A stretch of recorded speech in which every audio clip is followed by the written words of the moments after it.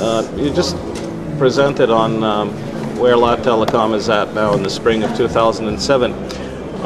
What do you have to offer to the foreign audience here, the customers in Scandinavia, for instance, in Northern Europe?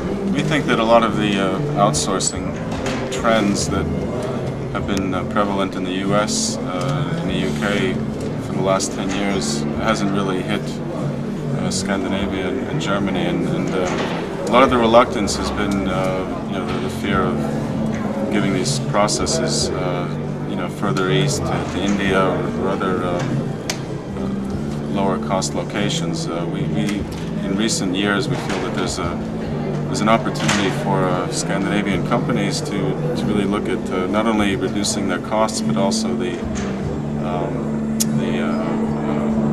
looking at efficiencies and improving processes. There's a lot of innovation that goes on in these discussions about outsourcing. In most cases, when we talk about, for example, customer processes for large companies, it's not so much that Latvian labor is cheaper, but we often find ways to improve the quality and the efficiency, so that the savings, 60 to 70% of the savings, is down to quality.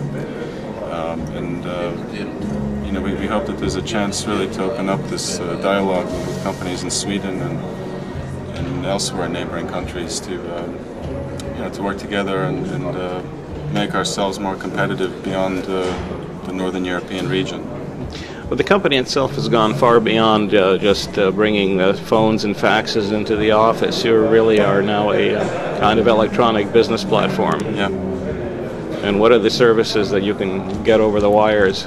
Well, now one of the greatest demands that we have is for anything relating to data storage. Until recently, Scandinavian companies, for example, were afraid of storing their data in Latvia because it's in Eastern Europe and there are risks, but we now find a lot of banks, for example, considering to move all of their archiving, other relatively labor-intensive processes around document scanning, services like this. Data storage, it can just as well be in Latvia as in Norway from a security point of view.